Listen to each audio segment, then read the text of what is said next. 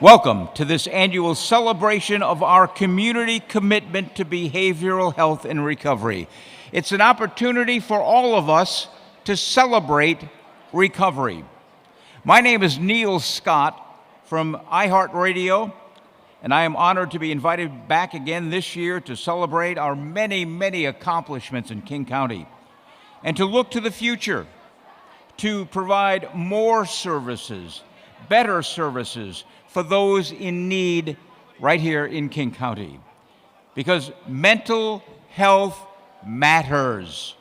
It matters to each of you, and it matters to me. And together, we can and we must make a difference. I do a national podcast called Recovery Coast to Coast at recoverycoasttocoast.org. I invite you to listen to our podcast as we focus on the solution, long-term recovery. I'll be using highlights from tonight's legislative forum on a future podcast. The bright side of addiction and the bright side of mental illness is recovery. Pass it on. I belong to a 12-step group for talk show hosts.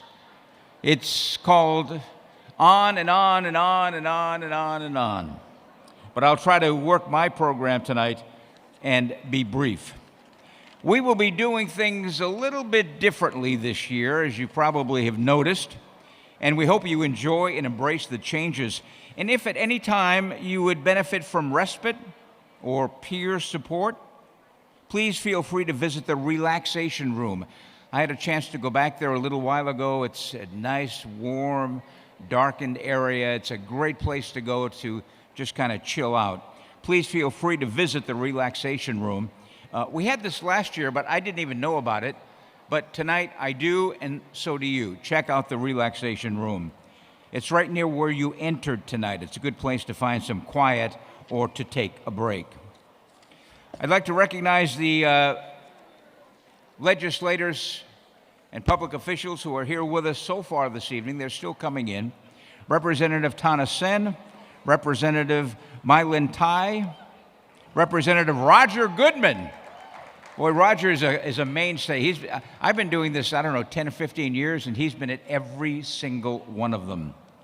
Also, Senator Maria Cantwell's representative is here, as well as staff from Patty Murray's office, Senator Patty Murray, Congressman Suzanne DelBene, Congressman Pramila Jayapal, Councilmember Jorge Barron, and from the city of Redmond, Councilmember Osman Salaviden. And if I messed up your name, I apologize. Also, Judge David Keenan has been nice enough to join us here tonight. So first off, a very hearty thank you to the 28 co-sponsors of this year's forum, who each brought at least 5 people tonight. This includes provider agencies, advocacy organizations, peer groups, and many other community partners. Thank you, thank you, thank you. And of course, we're delighted to welcome so many of our state legislators and county council members seated here on stage. We're going to meet them shortly and hear their thoughts later in the program. Several legislators could not be here tonight, but are represented by staff in the audience. You'll be able to speak with them after the program. We also have staff here representing 4 members of Congress, as I mentioned, and we'd like you to please stand and be recognized. Thank you to the staff representing Senator Patty Murray. Please stand. Senator Maria Cantwell, Representative Adam Smith, and Representative Suzanne DelBene. And finally, we're joined by many local elected officials, including judges, city and town mayors, and council members from across King County. Please stand and be recognized. Thank you to all elected officials who are here this evening, showing your investment in behavioral health. To get us started tonight, we have a great video for you about a very important group of people. It's our passionate behavioral health workforce. The Y Plus Heritage Counseling Program is a free master's in counseling program available to anyone working at a nonprofit with a bachelor's degree, and the classes are part of your regular workday. The main reasons I wanted to start this program was the lack of diversity in the behavioral health profession. It's been primarily white women historically, but our community and our population is much more diverse. And it's really powerful when you have a therapist or behavioral health specialist sitting across from you that reflects who you are and how you look and how you identify. In addition, there's been a workforce shortage issue way before COVID. And of course, the third thing is, in my leadership role over the years, you hire individuals who are disappointed in the salary based on their student loans. The exorbitant costs of student loans cannot be justified by the salaries that our profession pays. I've experienced a lot of not being taken very seriously in my life, whether that's because I'm trans or queer or an addict or something like that. And I think, unfortunately and fortunately, a credential like this helps bring some weight to the things that I want to do and the things I want in the rooms that I want to be in. I also think a big part of working community behavioral health is also being an advocate for your community. And I would love to be able to have higher wages in order to provide more often to mutual aid funding. But right now I'm way too busy taking care of myself just to stay afloat. I think the ability to be able to feel fairly compensated so that burnout doesn't hurt as much, or that the door of the folks that I work with doesn't feel so revolving. The turnover rate for counselors and stuff like that is so high. And so, when somebody leaves, we're picking up the pieces, we're realigning and stuff like that. With clients retelling their story to different people, that can be kind of like re-traumatizing, right? I have a passion working with people that's less vulnerable. I have the lived experience as well, so I have to have a passion for this type of work, because if you come in thinking you're going to get rich, that's not going to happen. But when I have a client that comes back from recovery or they're stable on their own, they come back to me and they say, "Kenny, you saved my life. This was great." And that is priceless. We need you. I think the community needs you. Families need you. I mean, it's an important job, and it is sometimes thankless, but it is also really rewarding. We need good people in the field that work for the community, that represent the community. I'm in it until the wheels fall off. I have no intuition of retiring. I'll be 62 next year, February, but I'm just going to do it until I can't do it any longer. I think we live right now in a time where it feels really hard to see change happen. But when you work in community behavioral health and you work one-on-one with families and young people, you get to experience rapport building and community building, face-to-face every day. Whether you're connecting on something really exciting and celebratory, or you're connecting on something that's really hard, you're still connecting, and I think it's the best place ever. So, yeah. Our hope is, in addition to providing individuals with a free master's in counseling and a commitment of staying at the agency for 4 years, really hoping that our community and our government recognizes the value of behavioral health and social services. And we've been relying on for 50 years, but we have not been financially addressing the value of what each one of us brings. And when we help raise an individual up in the community, we're helping to raise the entire community. Outstanding, outstanding. A fourth-generation Washingtonian, our first speaker tonight, has served the region for more than 2 decades as a state representative, state senator, King County Council member, and for the last 14 years, our county executive in King County. King County, by the way, as many of you know, is the 12th largest county in the country, with over 2.3 million residents. This wonderful executive has championed efforts around housing, childcare, climate change, and public transportation. And most recently, the executive led efforts to bolster the behavioral health system and create a connected continuum of care right here in this region. He's also a big champion of recovery. He's also a hero of mine, and I am sure a hero of everyone in this room. Ladies and gentlemen, please give a warm welcome to King County Executive Dow Constantine.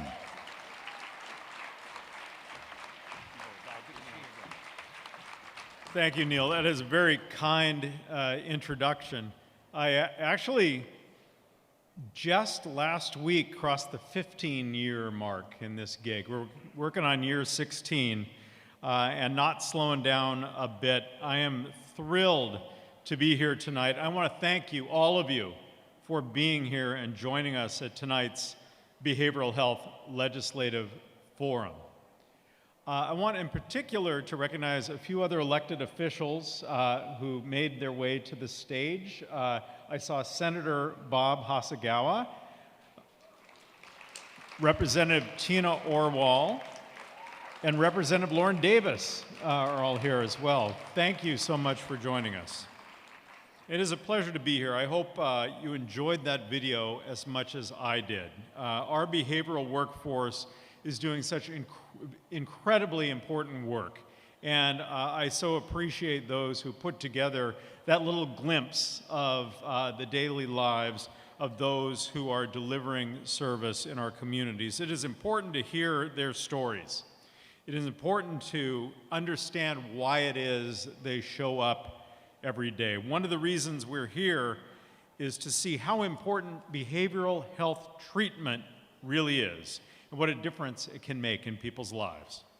For 30 years, King County residents, decision makers, and local leaders have joined together for this event to celebrate stories of progress and recovery and shine a spotlight on what it takes to deliver effective and accessible community behavioral health care.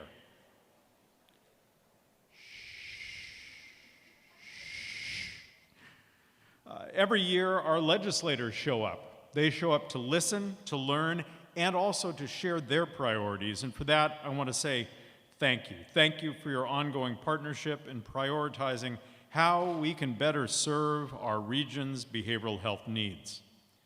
At the same time, I want to acknowledge that we are headed into difficult financial times. I mean, we're just headed into difficult times, period. But we are headed into difficult budget times, and the state is facing a significant budget shortfall. We know you are all preparing to make tough decisions. We can very much relate to the position you are in, and we want to be your partner as we move ahead. In this spirit, I want to say that I continue to have hope. I continue to have hope for further progress thanks to the steps that we have taken together over the past few years. People who are in crisis, those who simply need behavioral health care, may be facing homelessness, they may be community-based treatment providers, they may be counting on state support to maintain and build current services. In the pandemic and even before, we saw firsthand a growing need for services, for overwhelmed systems, emergency rooms, jails, behavioral health facilities, and a workforce that could not meet the growing demand. Last year, we in King County took bold action at the local level, and thanks to our voters, we now have the Crisis Care Centers levy.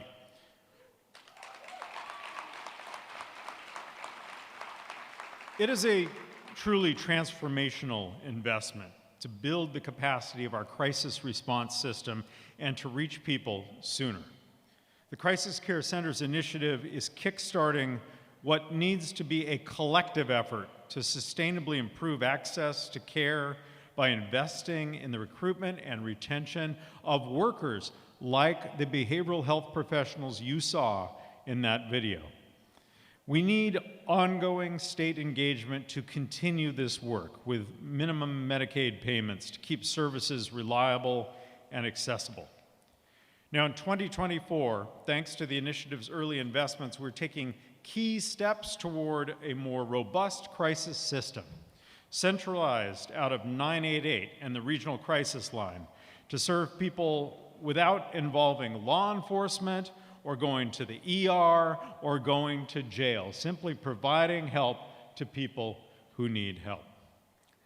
And this year, we put 10 more mobile crisis teams for adults into the field and made them accessible to everyone by calling 988. And we'll be adding 2 more teams for youth in the immediate future.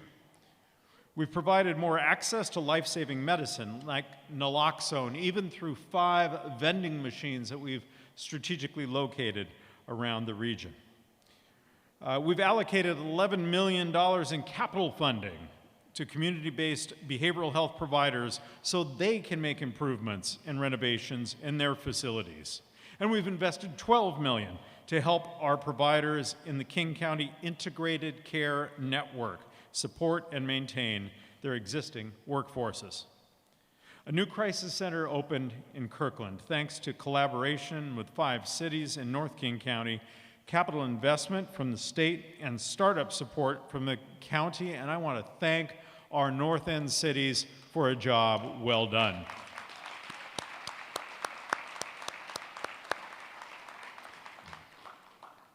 Kirkland's Crisis Center offers walk-in urgent care for people in behavioral health crisis. Anyone 18 or older can go there today. It is a glimpse of what's to come as we work to open 5 new crisis centers throughout King County, including 1 exclusively for young people.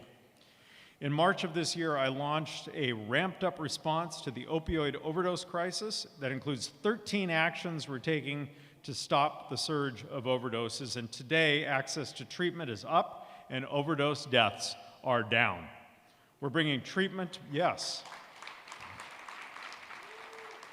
We're bringing treatment to people where they are through mobile outreach and crisis teams, 24/7 buprenorphine prescription lines, mobile medical vans, and walk-in access to medication for adults and youth. And we opened a new residential treatment facility with 16 beds for people with co-occurring disorders, mental health and substance use disorder. This initiative will help us add more than 100 more beds in the coming years.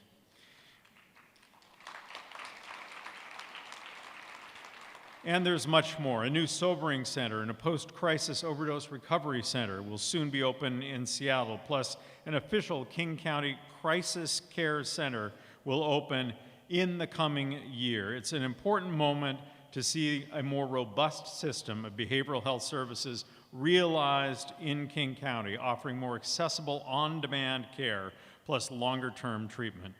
Our local funds are unique and they boost our system, but support from the state provides the foundation for behavioral health care in our region. As you face challenging fiscal times in the upcoming session, we urge you to prioritize protecting the critical investments that you have made in behavioral health in recent years and to work to build on this progress wherever possible. I want to thank our legislators as well as Councilmember Barone for being here. I see Representative Chris Stearns is here with us as well. Thank you very much for joining us. I hope we haven't missed anyone, but I think others will be joining us over the course of the evening. And with that, thank you for everything you do. Thank you for being here tonight. And back to you, Neil.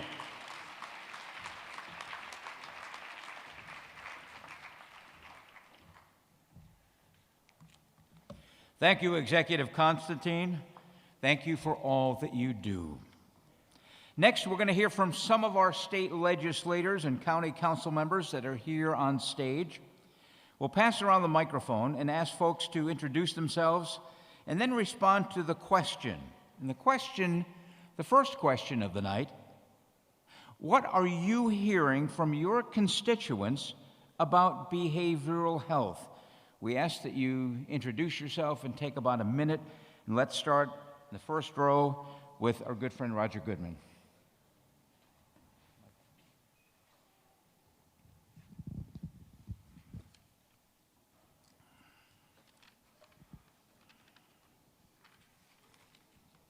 Hello. Good evening, everyone, and it's great to see such a big crowd. I'm Roger Goodman from the 45th Legislative District, including Kirkland, Redmond, Sammamish, and Duval. And Neil, you will remember it was maybe 20 years ago, you and I helped plan this event in a very small space with not a lot of people. So it's so encouraging to see friends and loved ones come out in support of those who are suffering from substance use and or mental health disorders. I serve as chair of the Community Safety Committee, and we are focused on crisis response on the streets. We have made a lot of progress, obviously a lot of progress to go. My constituents are concerned about our young people, those who are in high school in particular, suffering from anxiety and depression. Eating disorders are actually a very quiet killer, and we really need to pay attention to that. I'll also say that some of my constituents are in law enforcement, and I hear from them that when they encounter someone suffering from a behavioral health disorder, although we have changed the law with regard to possessing substances, in general, police do not want to arrest, and they are providing, if possible, the warm handoff to the therapeutic response. I mean, if someone has a warrant out for their arrest, they have to. But the culture's changing, and police know now to intervene in a therapeutic way, and I'm very encouraged by that. Thank you again for coming out. Appreciate it.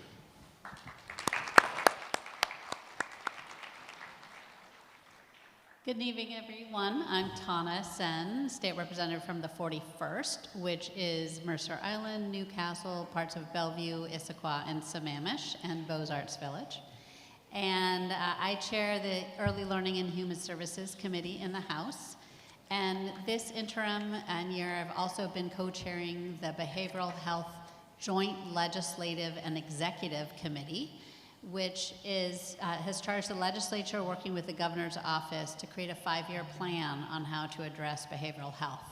So we have been listening, we've been looking and talking with groups that have done reports over the past 10 years and trying to coalesce and bring together the themes and direct actions that we know will make some significant progress in addressing behavioral health issues.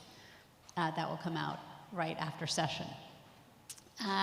Speaking to constituents in my area, I will echo what Roger said about people really expressing their concern around youth mental health and making sure that we are working with our youth, addressing that, getting them skills early on and early on interventions.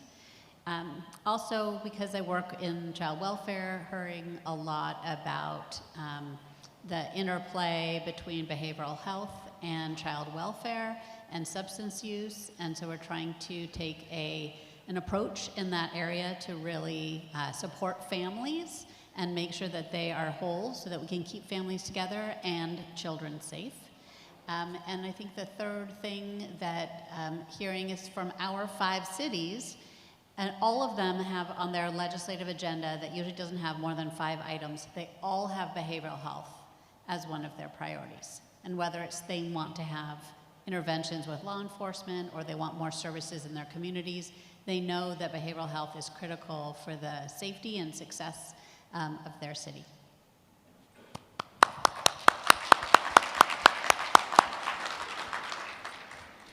Good evening, everyone. My name is My-Linh Thai, also state representative representing the 41st District. I would probably add to what Representative Sen have shared since we share our constituent. Certainly in my area of focus has been around reforming our regressive tax code. For any services that we provide in our state, whether we look at services for the youngest among us or the most elder among us, we need to have the revenue that is ample to provide and support not only workforce development, but services that is truly meet the need of our people. So in that space, I also received a lot of advocacy around ensuring that this session we gear ourselves up and ready to have deep, honest, and hopefully gaining trust from the public when we discuss about our not only this 2 years revenue, but in perpetuity, so that we can continue to build our state to be more sustainable in our economic growth. Really, the other piece I wanted to add is around workforce development. In our district, the needs are there. However, the encouragement for people, and especially young people, to see themselves in the profession has not been socializing or conversing enough. So we are committed to continue working in the K-12 system, building in the capacity so that people can see themselves in the career, building the ladder in the career, and also diversified all the professionals in this area, because with mental behavioral health, more importantly is the trust building between the therapist and those who receive the services. And so I hope that is also what you have heard in your community, and I'm looking forward to working with you. Thank you.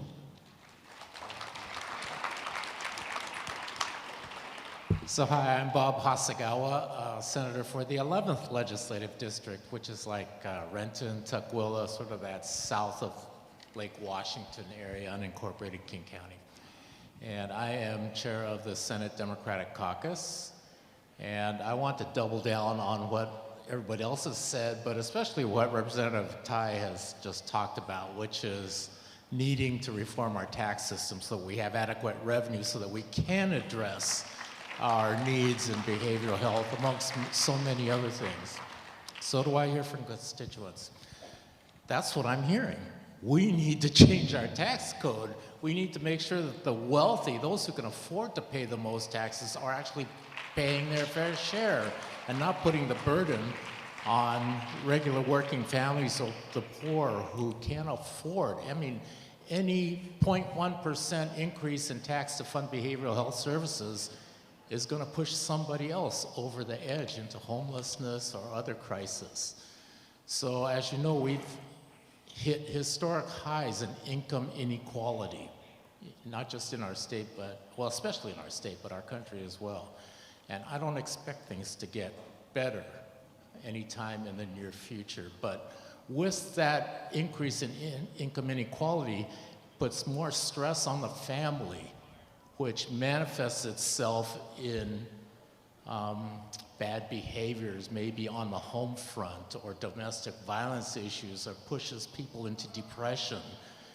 We have to, while things, there's a lot of sense of impending hopelessness, I guess, is the way that I would say it, when people see their purchasing power and they're living on the edge, paycheck to paycheck.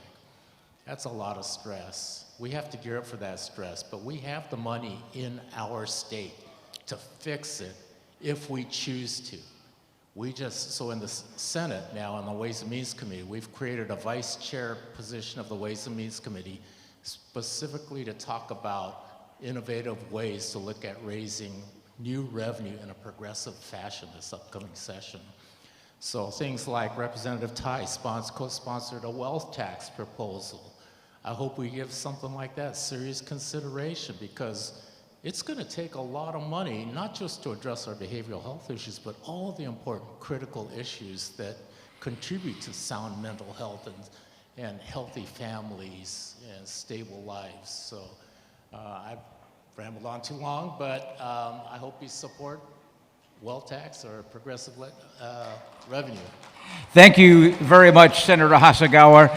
And thank you to our first four legislators. And don't worry, we'll have time to hear from all of the legislators on stage a little later in the program.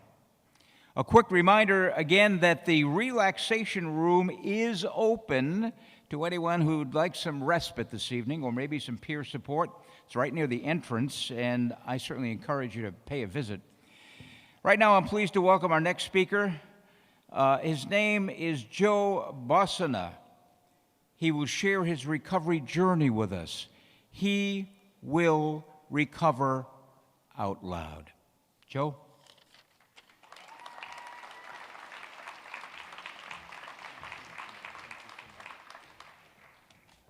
Thank you so much, Neil. Good evening, King County. My name is Joe Barsana, and with the incredible support I've received from King County Crisis Services, Mental Health Services, Harm Reduction Services, Public Health Services, and finally the King County Drug Court Program, 36 days ago, on October 29th, I was able to celebrate 6 years of sobriety.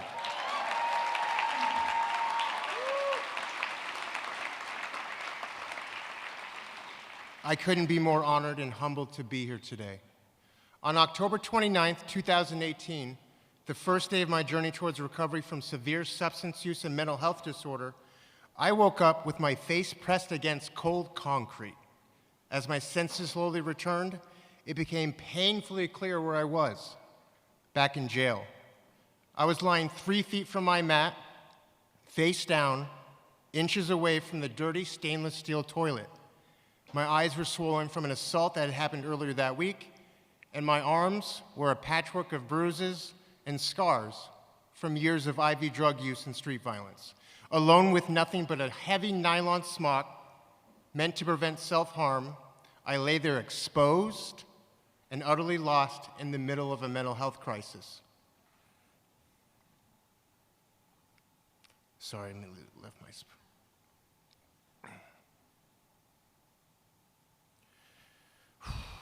The cold from the concrete floor seeped into my bones, and I could feel sweat trickling down my neck as the crushing weight of opiate withdrawal took hold. My thoughts raced uncontrollably with curses of self-hatred, paranoia, and fear. This was the harsh reality of my substance use and mental health disorder. This is what it truly looked like. But thankfully, this would be the last day I'd ever have to feel like that again. Since childhood, my life has been defined by a long list of diagnoses, disorders, and the heavy weight of stigma. It was like carrying a backpack stuffed with these disorders, each one making it harder to stand tall or to move through the world with any sense of ease. Substance use disorder, major depressive disorder with psychotic features, anxiety disorder, post-traumatic stress disorder, acute and extreme stress disorder. Each diagnosis, a stone in that bag, pull me further down, making it harder to breathe, to believe, and to escape. I started using drugs at 13, and not surprisingly, after years went by, my symptoms of self-destruction only intensified. My adult years were defined by a relentless cycle: drug use, mental health crisis, hospitalization, arrest, convictions, and incarceration. Each part of the cycle feeding into the next, trapping me in a pattern I could not break. I was the person you avoided on the sidewalk, the one you called security on while riding public transit. I was the person who stole from stores and broke into cars to feed my addiction. I was the one the police had to pull out of traffic, disoriented and lost. I was the person lying motionless in an alley as paramedics desperately tried to revive me with Narcan and CPR. From 2010 to 2018, before crisis responders and services were widely available in King County, police often had no place to take me. As a result, I ended up in jail more than 20 times.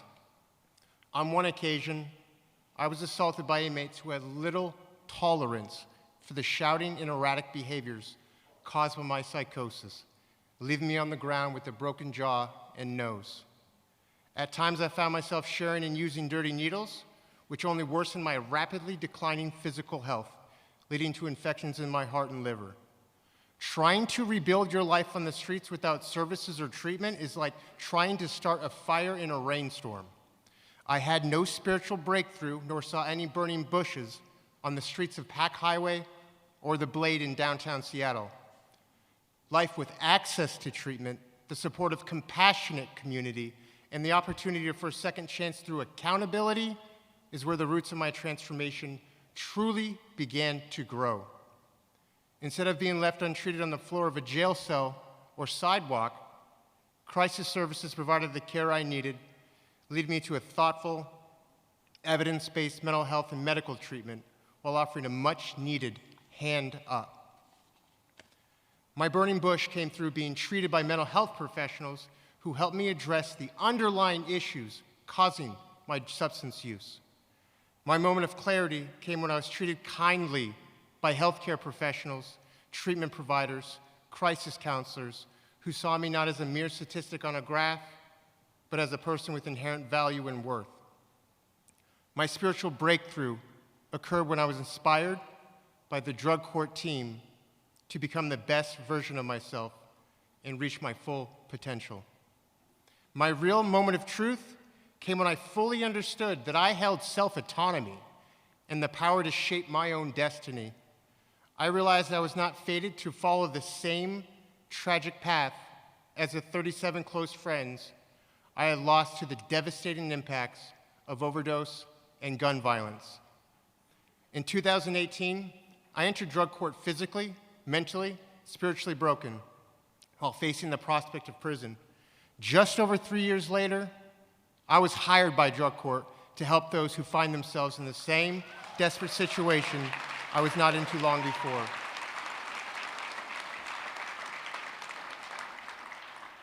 A little over 6 years ago, my mom was checking jail rosters or contacting the medical examiner just to make sure I was still alive. Today, I get to spend time with my nieces and nephews, kids who were born while I was lost on the streets. Recovery is not a solitary journey, and it is rarely a straight line. Treatment, services, and access to trained clinicians and providers played a unique and vital role in my path, each contributing in its own way to my progress. With community support, access to services, and a whole lot of self-determination, I found my way out of the darkness and back into the light.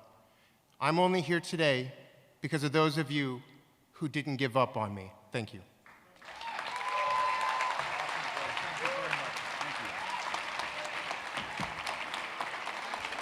Wow. Wow. Yeah. Give it up for Joe.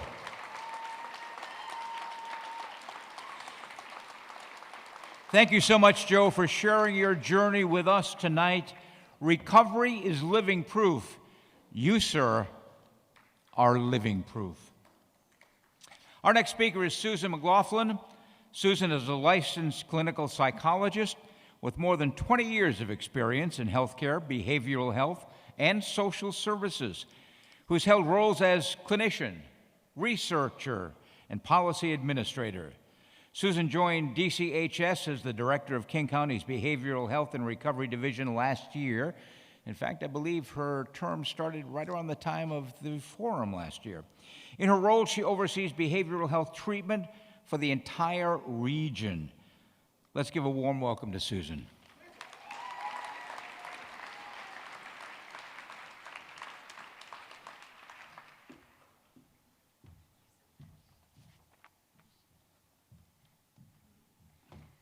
Okay, hi everybody. It's great to be here. Joe, thank you so much, as always, for sharing your inspiring story with us and showing us that recovery is always possible. That's what this is about today, and so thank you for that. As Neil said, I'm Susan McLaughlin, and I'm the director of the Behavioral Health and Recovery Division at King County. I'm honored to be here with you today at the 2024 King County Behavioral Health Legislative Forum. And yes, it was, I think, 2 weeks into my role in this position last year that they put me in front of the crowd before. So I'm really glad to be here today again. And as we gather here this evening, we are united by a common purpose: to address the critical needs in our communities through accessible and sustainable community behavioral health services and treatment. Every person deserves access to high-quality behavioral health care, regardless of their background or their circumstances. We aim to create a system that is inclusive, responsive, and resilient, one that meets the needs of our community today and well into our future. So thank you for joining us tonight as we gather to shed light on both the challenges we face, but also to celebrate the progress we made. Last year, when I addressed this crowd, our behavioral health system was in a different place. We were at the height of the overdose crisis. Our workforce, overworked, underpaid, and stretched too thin. People were not getting the help that they need where and when they needed it, and hope was really hard to come by. Today, we still continue to face challenges, and yet we have made progress, and I am feeling hopeful and excited for what's to come. Strong Medicaid rates, made possible in part by our legislators' support, have helped to stabilize the region's network of community behavioral health providers. I'm very happy to say that the network avoided further program closures in 2024, something we weren't experiencing before that. We're encouraged that overdose deaths continue to decline, with fatal overdoses down 15% overall in King County compared to 2023, and fatal overdoses involving fentanyl are down by 20%. So while the crisis, yes, it's good. The crisis is not over and much work still lies ahead, but the time that we've spent investing in building an infrastructure to address this crisis is actually starting to have an impact, and we've got to sustain this progress. As Executive Constantine shared earlier, we are making progress through our 13 actions to prevent overdose deaths. One way we are doing this is by making medications for opioid use disorder easier to access through a new 24/7 buprenorphine prescribing hotline that's in partnership with UW-Medicine. Yeah. Calls to this line are increasing every month, and it has served over 400 people with this life-saving medication that reduces cravings and the risk of overdose. As folks in our recovery community know well, there is no single solution. It takes all of us working together in a broad, coordinated effort to protect our progress and increase access to treatment, while also investing in a representative workforce and supporting culturally responsive care. Tonight, I'm going to share with you highlights on what King County is doing, and then the King County legislative priorities. You'll hear from me a couple times today. These priorities are informed by the community, providers, and our own experience. Now, we know that the state is facing a challenging financial picture, and there are tough choices ahead. That is why we are focused on protecting our essential funding for community behavioral health services and sustaining the state's significant foundational investments for the long run. As you saw in the video, our behavioral health workers are investing in us, and we must also invest in them. Thank you, yeah. Community behavioral health agencies depend heavily on Medicaid. Even with recent state and local actions to strengthen Medicaid funding, high staffing vacancies and unsustainable wages are hindering access to care, and providers continue to risk closure if our rates do not keep up with the cost of doing business. We ask the state to continue its work to set minimum payments for critical services to improve access to behavioral health care. Yes. I applaud the Healthcare Authority for already taking steps to move in that direction by identifying several services to have minimum payment floors so that they can remain viable and available to our community. Investing in Medicaid payment rates that adequately reflect the cost of delivering quality care supports access for those who need it most, and sufficient Medicaid reimbursement rates make it possible to pay a living wage and attract and retain the skilled professionals that we need. Yes. Another key priority for King County is to eliminate a technical roadblock that slows the opening of new behavioral health facilities. To meet the rising demand for behavioral health services, more new facilities for people to go to for treatment are needed. King County is working quickly in collaboration with local jurisdictions to bring these new capital facilities online. For example, the executive talked earlier about the successful opening of a new 16-bed residential treatment facility in South Seattle. This facility is for adults experiencing co-occurring mental health and substance use disorders. It's operated by Pioneer Human Services.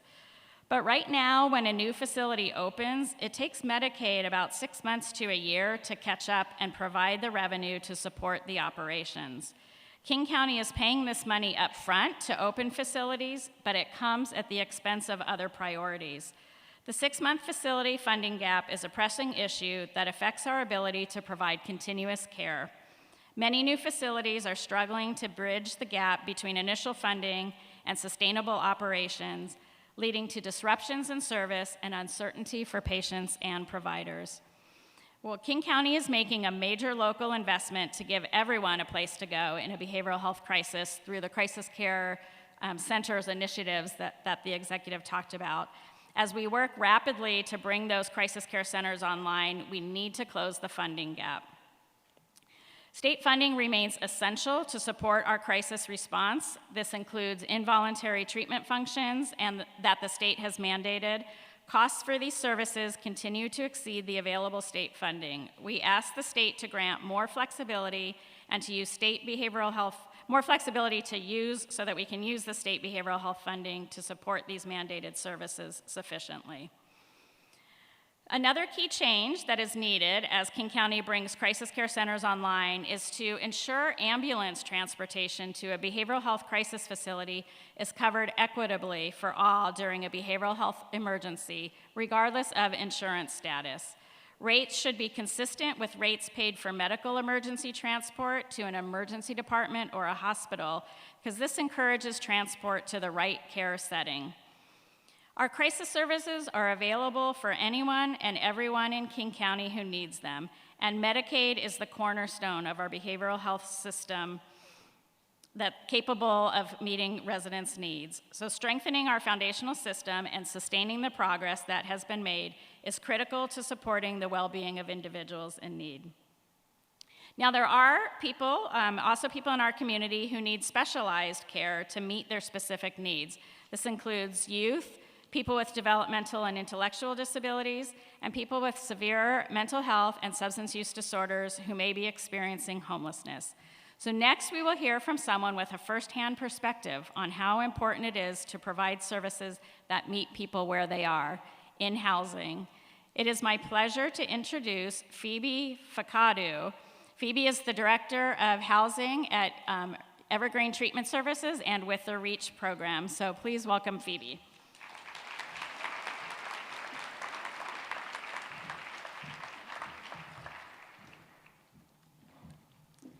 Good evening, legislators and community members. Thank you for giving me the opportunity to speak today about an issue that lies at the heart of so many of our challenges and our potential solutions, the critical intersection of behavioral health and housing. Naming the intersection of housing and behavioral health is significant for our collective progress. Housing and behavioral health are deeply interconnected. You cannot effectively address one without addressing the other.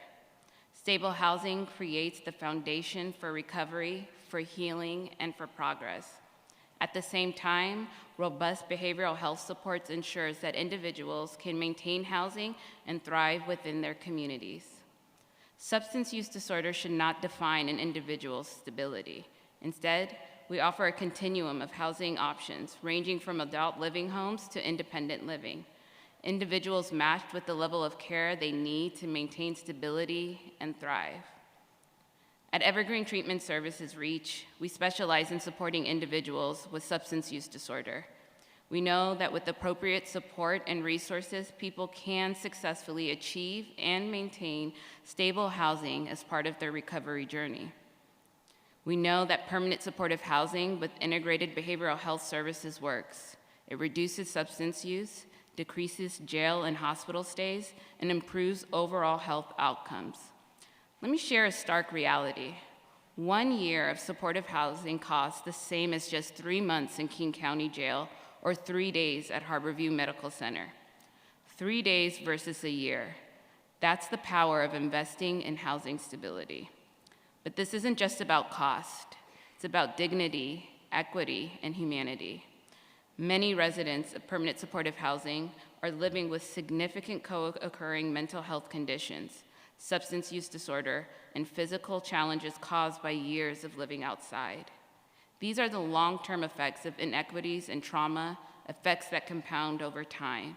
Without the safety and stability of housing, recovery becomes almost impossible, and the cycles of crisis continue. Achieving meaningful outcomes from system changes takes years. These efforts must endure beyond election cycles to be effective. These solutions have the power to transform lives. The consequences of leaving these issues unaddressed are not abstract. When individuals are forced to live outside, they face deteriorating physical and mental health, making every step of recovery more difficult. These conditions ripple outward, impacting families, communities, and our public system. The cost of inaction on people, on systems, and our budgets are unsustainable. So what does it take to succeed? We know the answer. It takes permanent supportive housing with flexible, community-based behavioral health supports. It takes investments in capital funding to create housing and operating funds to keep it running, and an adaptable, scalable behavioral health care that meets the people where they are. This is not just about providing a roof over someone's head. It's about providing a foundation for life. With the right supports in place, people stabilize, recover, and thrive. They regain autonomy, reconnect with loved ones, and become active participants in their communities. Let me share a story of a client. We will call him Thomas, and I'm a reminder of why this work is so important. Thomas, a 35-year-old Native American man, endured severe trauma in childhood, including family separation and homelessness. His struggles with mental health and substance use led to years of cycling in and out of jail. When he enrolled in the VITAL program at REACH, Thomas faced daunting challenges: PTSD, housing instability, and distrust of systems due to past trauma. Through consistent advocacy and harm reduction-focused care, VITAL helped Thomas secure permanent supportive housing and navigate legal charges, transitioning from potential prison sentences to misdemeanor convictions. Today, Thomas remains stably housed and engaged in treatment. He continues to work towards personal goals, such as obtaining ID and finding meaningful work. Thomas' story illustrates the transformative power of combining housing with compassionate, person-centered behavioral health supports. It's proof that even amidst severe challenges, stability, recovery, and hope are possible when the right resources are in place. This is the moment of opportunity. We have the knowledge, the evidence, and the tools to create lasting change. Thank you for your leadership and for your commitment to addressing these intertwined crises. Together, we can make a difference. Thank you.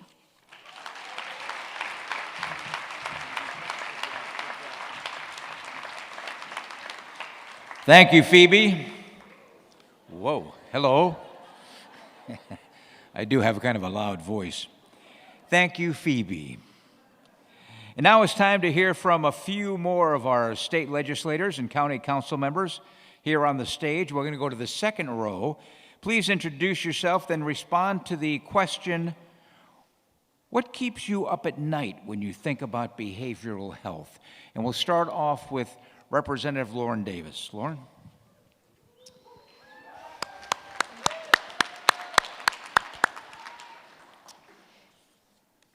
Well, the reason that I'm sitting in this chair, serving an elected office, is because I've spent many, many, many nights awake thinking about this issue and the people impacted by untreated behavioral health challenges in this county and across the state. We talked about funding. I worry tremendously about funding, but especially this year. I think about stories. I think about a lot of individual people. You know, the prior question was, what do you hear about from constituents? And my office receives an overwhelming amount of outreaches. Nobody talks to me about behavioral health policy. They contact my office in crisis. I had a voicemail on a Saturday night about a week ago from a gentleman whose son, he called from his son's bedside in the emergency department, saying that his son didn't meet criteria for Ricky's Law, despite the son having 7 overdoses in recent past history. I think about like a carousel in my mind, the stories and faces those individuals. We've done so much. I'm so proud of the work that King County has done in particular, but we just have such a long way to go. The individuals, I think it says something that individuals are contacting my office to seek help to navigate a system because it's so difficult to navigate. That should be the last person you would think of, a politician, and yet they call because they're desperate. And we should create a system that is incredibly easy to navigate. We should provide people guides. There's so much more that we could and should be doing, and honored to work with my colleagues here in service of that. And I'll just say on a personal note, Joe, you are incredible. I'm honored to call you a friend, and I hope that when anyone in this room sees somebody on their worst day, I hope that they see you.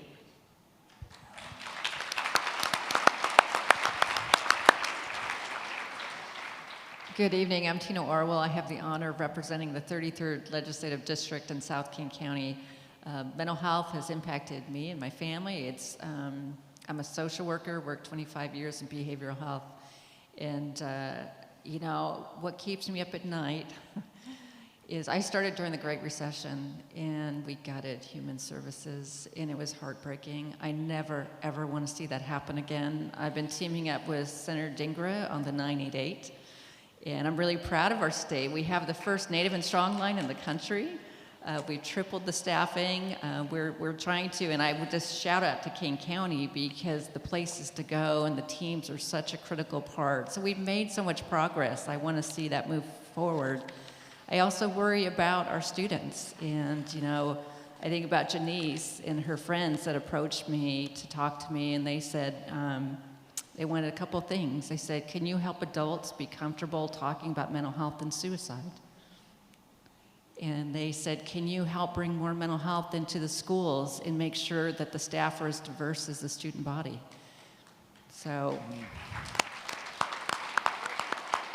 you know what, so I'm really pleased that we have providers like CMAR and Therapeutic Health Services and others that are really coming to the table, but we need to have funding to expand these services and into our schools. So again, thank you for being here tonight. We have more work ahead.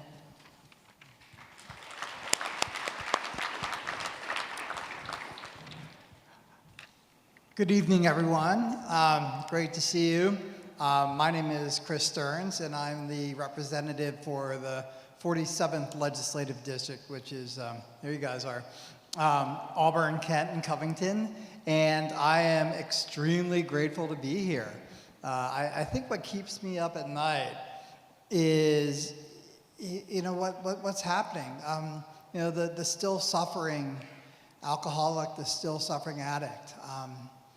You know, it's just so devastating, I think, what can happen to someone. I guess I should probably say that, I mean, the reason is that it matters to me so much is that I am grateful myself. This year I celebrated 14 years of recovery.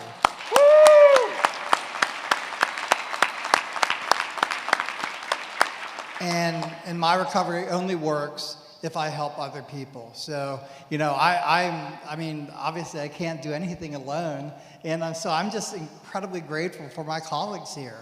But one of the things I'm really proud I was able to do was to secure over $1 million in funding for the new Thunderbird Treatment Center.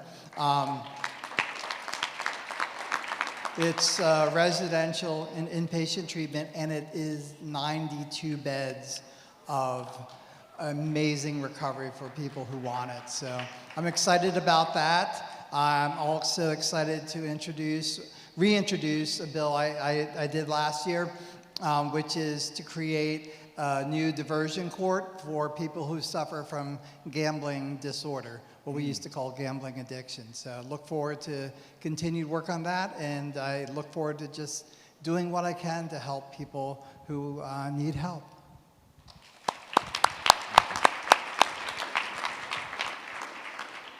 Good evening, everybody. My name is Jorge Baron, and I have the privilege of representing District 4 in the King County Council. And I want to say welcome to District 4 because you are here in District 4 for the County Council. Thank you all for being here. I push back a little bit on the question of what keeps me up late at night, because I want to focus on the positive things, and there's so much positive that is happening in our county. But the reality is that I do worry a lot, and it does keep me up late at night thinking about all the people that we are not yet reaching.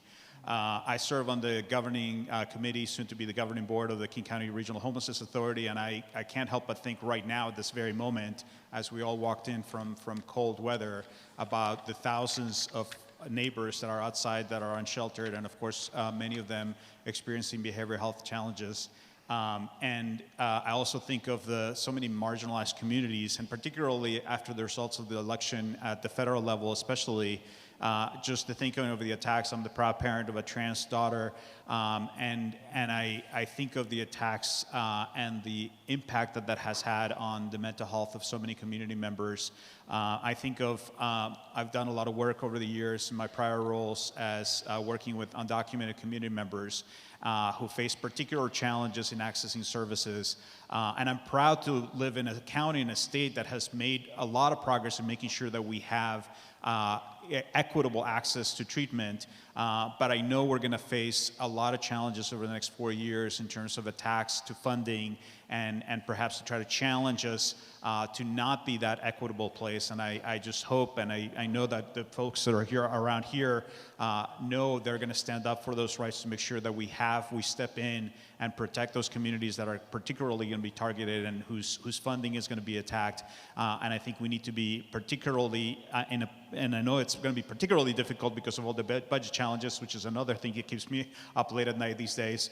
It's just how do we make sure that even as we face those financial challenges, that we are very steady on our values and making sure that we don't have those cuts, any cuts happen. And of course, I echo the comments about making sure that we don't have to make any cuts and that we find the resources in a place that in financial wealth overall is very strong, that we have the resources here to make sure that we live up to our values and protect all communities and ensure that all access to all kinds of care, but including behavioral health care, are ensured for every member in our community, no matter where they were born, no matter what situation they're in. And I hope that all of you here, and I just want to thank all of you for being here to make sure that we live up to that value, both here in King County and throughout the state. So thank you so much for being here.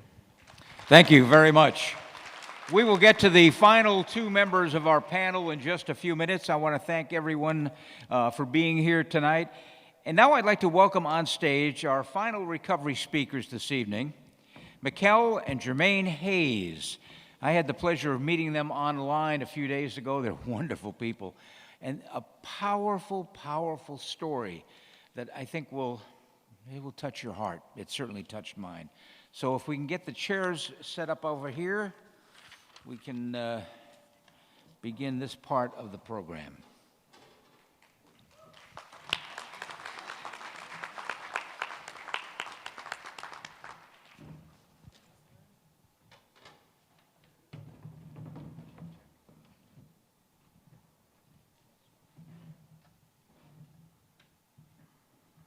Check, check. Check, check, check.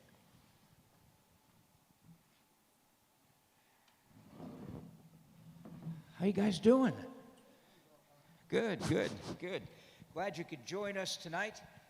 And thank you so much for being with us. I know this is a kind of an emotional time, and you have an important story to tell.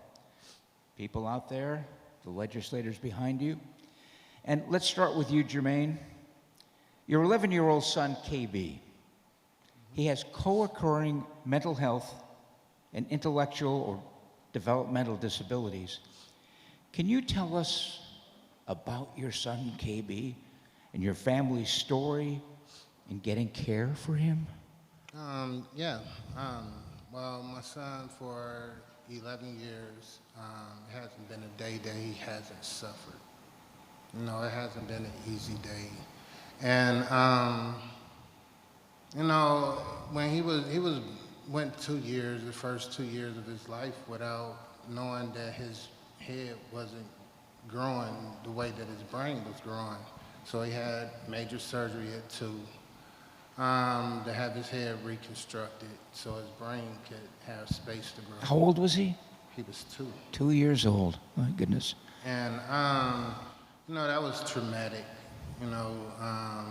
going through that. But after that, it was days and nights of nonstop crying, not being able to figure out how to comfort him. And nobody giving us any clear answer to what we're dealing with, It was a bunch of, well, he's not old enough for certain diagnoses. So we had to wait until he was 5 just to get told that it was anxiety.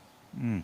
And then we was told he didn't have autism, and then we was told he did have autism. So it's been a long time of going around the dog and pony show. You're getting bounced around all the time. And here we are 11 years later, and we're no closer to figuring out how to take care of our son to this day.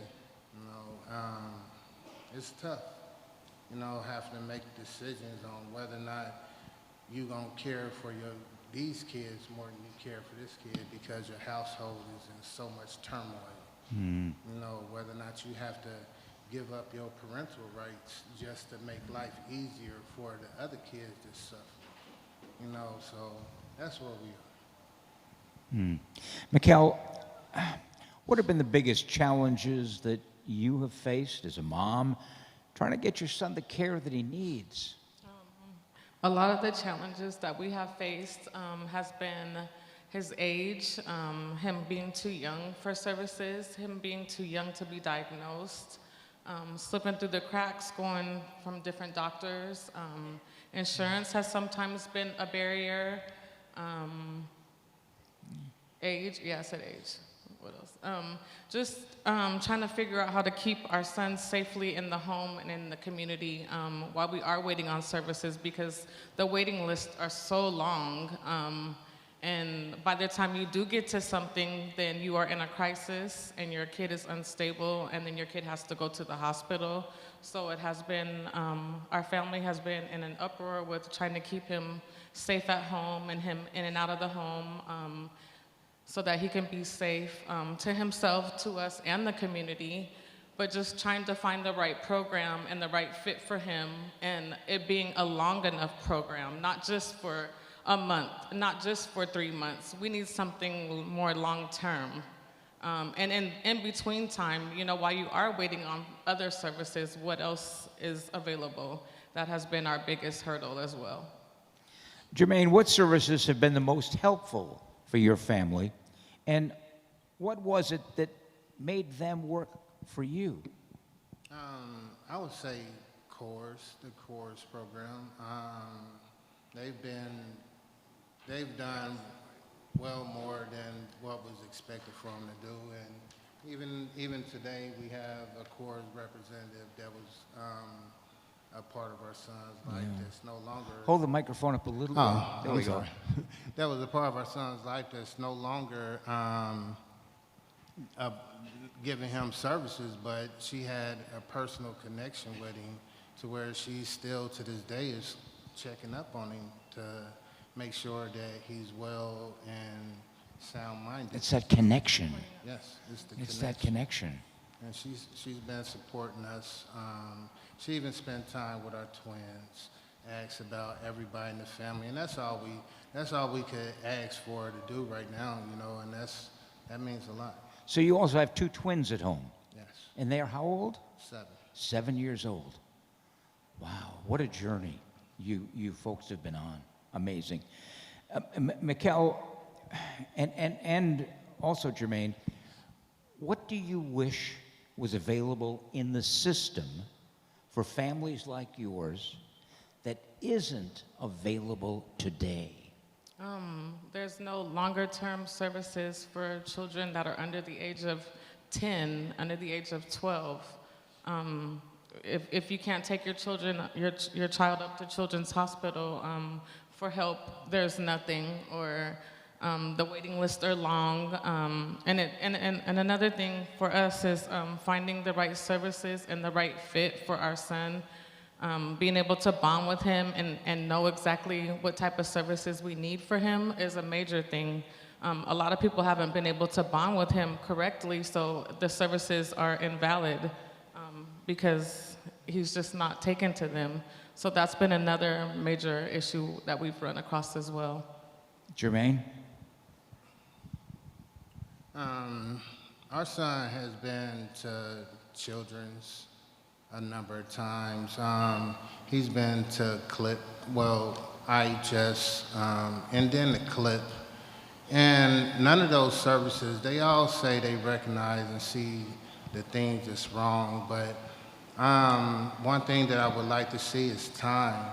You know, if a child has to be removed from the home for behavioral issues, don't put a 90-day time frame on something that's considered a crisis and then release them and expect them to be able to manage at home. You know, we want the same thing for our son, just like everybody else.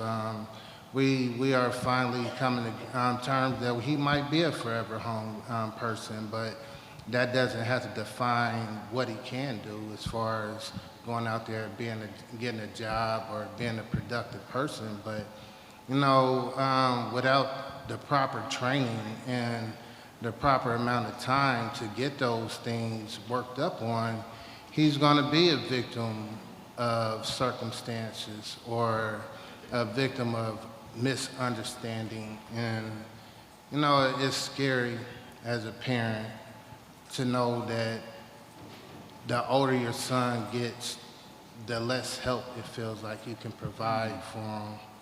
And yeah, I don't want to get too emotional up here, so I'm just gonna This has been very difficult for you to come up here on stage and share this story. Your hearts are huge. Your faith is strong. For years, you have conquered hardship with hope. I sincerely thank you for being here and sharing your story with us tonight. Can I say one more thing? Sure, absolutely. I've been to war 4 times, and my son triggers me every day, you know, and I deal with my own mental health things. Yeah. So when it's hard to do for my son because I can't do for myself because I'm struggling myself, you know, it makes it health-wise, you know, isolating. And it's nowhere to go. It's nowhere for parents to go, you know, that's readily available. Nothing's readily available. And we're in crisis right now as we speak. And it's nothing that it feels like we can do. And I hear all of what's being said, and the real only thing that I'm really hearing out of everything that I've heard is, hey, we got a plan, but hopefully y'all crisis can stay manageable until this plan comes available, but we don't have years or months. My son is 11. He'll be a teenager soon, and it just sucks. Give KB a hug for us, would you? Thank you. Thanks for having us. Thank you very much. You're in my thoughts and prayers.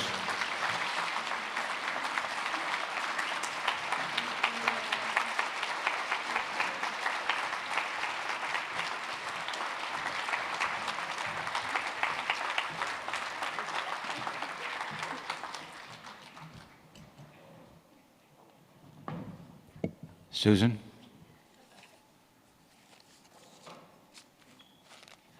That was some powerful stuff.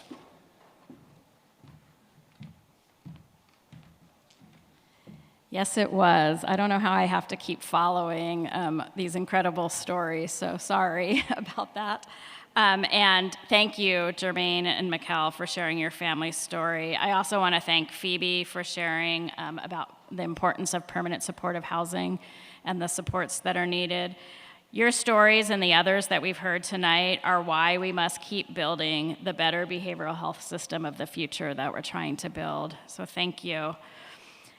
Now I'd like to share two more important priorities where partnership from the state is needed to improve access over the long term. We're going to talk about youth. For our youth, the intersection of intellectual and developmental disabilities and behavioral health conditions creates unique challenges that require specialized support. I think we just heard that from Jermaine and Mikkel in their story. Right now, too many young people with these co-occurring conditions are falling through the cracks. We must expand options for integrated services that address both the developmental and behavioral needs, ensuring that these young people receive the comprehensive care they deserve. This includes increased funding for residential treatment capacity for youth with co-occurring behavioral health and intellectual and developmental disability, and for specialized care teams like the CORES team that was mentioned that meet youth at the home. Last year, 89% of clients visited by in-home behavioral health crisis stabilization teams in King County were linked to needed treatment, and 79% were stable after receiving care. 2023 King County data shows that 59% of youth seeking an inpatient behavioral health placement had suspected or diagnosed intellectual and developmental disabilities. That's more than half. As you heard from Jermaine and Mikkel, families like theirs struggle in our fractured system when someone has these co-occurring mental health and intellectual or developmental disabilities. And their story is all too common. I recently spoke with a mother whose 22-year-old son also has co-occurring conditions.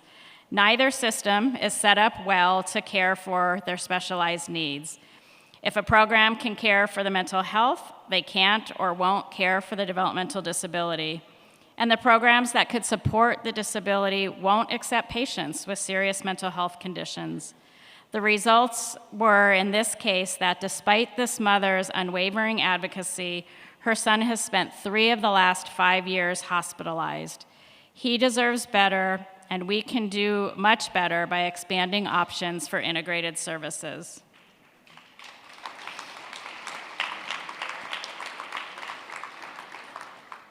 The final priority for state partnership that I want to share with you tonight is about the intersection between wellness and housing. In permanent supportive housing, affordable housing, and for people experiencing homelessness, we continue to see a need for more services and supports. Stable housing, as we heard from Phoebe, is fundamental to a person's health and well-being. We must ensure that supportive housing programs are adequately funded and equipped to provide integrated behavioral and health services, helping residents achieve stability and stay on a path to recovery. We know that supportive housing leads to better outcomes. It reduces substance use, jail and hospital stays, as well as a person's overall health and well-being. It also costs far less, as Phoebe also pointed out, than a jail or a hospitalization. We can improve access to permanent supportive housing, or the state can improve access to permanent supportive housing through increasing capital funding, improving flexibility and operating funding, and expanding adaptable community behavioral health care to create housing stability for people experiencing and at risk of homelessness. As you've heard from so many different perspectives tonight, investing in the services that people need to be healthy, whether that's in a moment of crisis or the specialized care that a youth with intellectual disabilities and mental health need, having that care can make all of the difference. I'm going to turn it back over to Neil to wrap us up. Thank you again, Susan. And now it's time to hear from our last 2 state legislators and county council members here on stage. We'd like you again to please introduce yourself and answer the following question, if you might. When you think about behavioral health, what gives you hope? And let's start with Representative Sharon Tomiko Santos. Representative? Well, good evening. My name is Sharon Tomiko Santos. I represent the 37th Legislative District. I want to thank everyone for coming out. More important, I want to thank all of you for sharing your stories. That is always the most powerful part of the evening, is hearing directly from all of you. In contemplating the question of what gives me hope, I have to begin with actually the earlier question you asked, what keeps me up at night? And I really want to say thank you, Joe, for sharing your story. Because you give me hope. Because what keeps me up at night is the thought of a 7-year-old boy who is bright as can be. I think had he been tested, he would have been tested as gifted, perhaps autistic, but gifted. Biggest brown eyes you could ever see. And just this little voice. And we kept on our answering machine for a really long time. His grandfather and I had promised to take him somewhere, and of course, adults being adults, we got caught up in something else, and we get this little message on the answering machine that says, "Grandpa, I think you forgot about me." And we kept it for a really long time because it was a reminder about how important it is that we show up for our young people and how important it is to keep our promises to our young people. And the reason that little boy keeps me up at night is because he was eventually diagnosed with co-occurring disorders. But that was after he engaged in self-medication. That was after he engaged in criminal activity. That was after he was arrested by the police. And his diagnosis came when he was in jail. Sorry, I have a little bit of a cold, so I'm a little more on edge than normally. And those of you who have walked this journey as family members or have walked this journey personally know there's not just one time that you get to that place where I'm going to do better, I'm going to check in, I'm going to do this, I'm going to make all the promises, I'm going to go sign up for this program or that program, and I'm going to look for help, and I'm going to try and be good. And I know he tried. But I have to tell you today, he's virtually damaged every relationship in his natal family.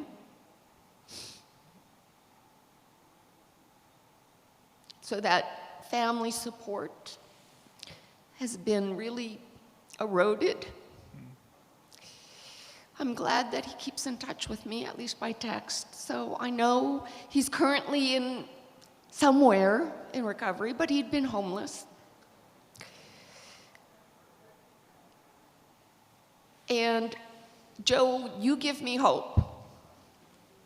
You give me hope when you talked about how you found yourself without being physically beaten, being mentally beaten, being spiritually beaten.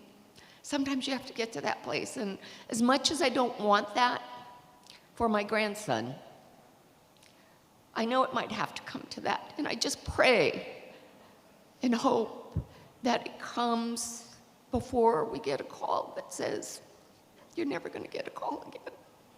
So I appreciate all of you for sharing your stories. They're very, very powerful. And I know you've heard from some people here on stage. This is something that we walk personally as well.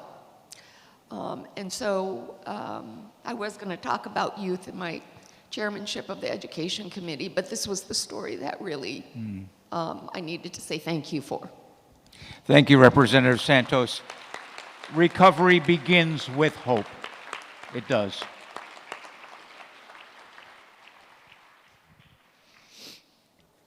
Hi, everyone. My name is Nicole Macri, and I represent the 43rd Legislative District, which includes parts of Seattle.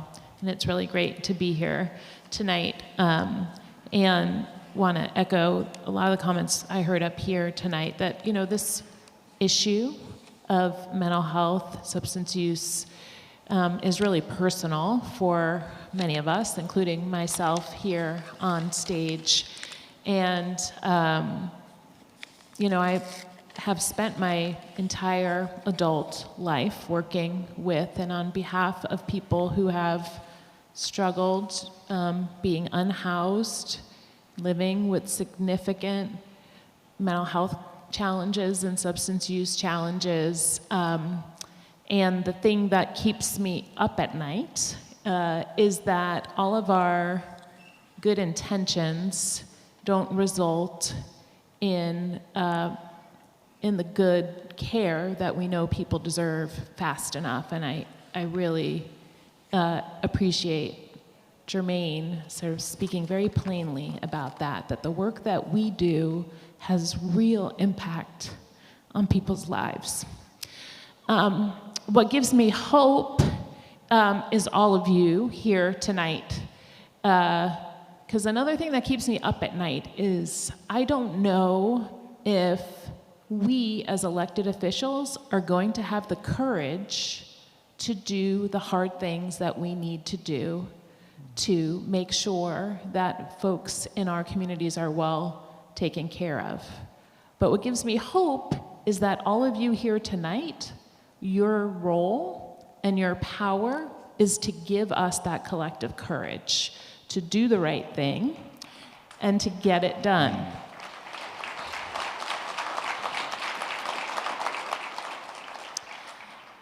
In the legislature, I am a vice chair on the Appropriations Committee and have worked a lot on our state operating budget. So when you heard Executive Constantine and Susan talk about the challenging budget times ahead, that's the work that I spend a lot of time thinking about. But I mostly think about the people in our state who we are committed to making sure can thrive. And the other thing I think about is that courage that collectively legislators need to have, that the voters sent us to the State House to do right by the people. So I'm always inspired when I come to this event. And as Rep. Goodman says, I remember when it was back at St. Mark's in the small little fellowship hall, and it's wonderful to just see so many people here tonight. I've worked a lot to create housing opportunities for people who have lived unhoused for a long time with significant mental health issues and substance use issues. I got a text from a friend a couple months ago saying, I've got a good friend who's recently had an overdose reverse. He lives on the streets in Capitol Hill, which is the neighborhood where I live in Seattle, and he needs help. Can you tell us how we can help him? So I responded in text and advised a place where she may be able to take him. 3 weeks later, she texted me back and said, hey, I wanted to give you an update about my friend. He moved into housing at the place you referred us to. Awesome. And he's doing great. And he's reconnected with his dad. And it's working. So we have a lot to be hopeful for. We've made so much progress, but we have a lot more to do.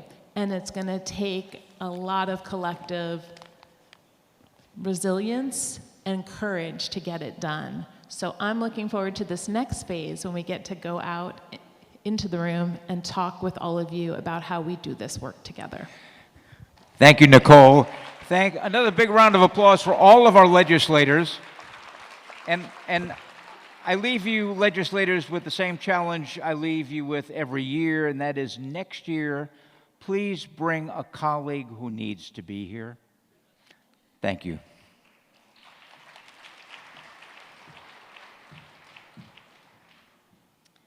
Okay, so thank you so much, everyone. We are completely honored to have you all here tonight. I want to thank Neil for being our MC and moderator, and I want to thank all of our legislators for sharing in the discussion.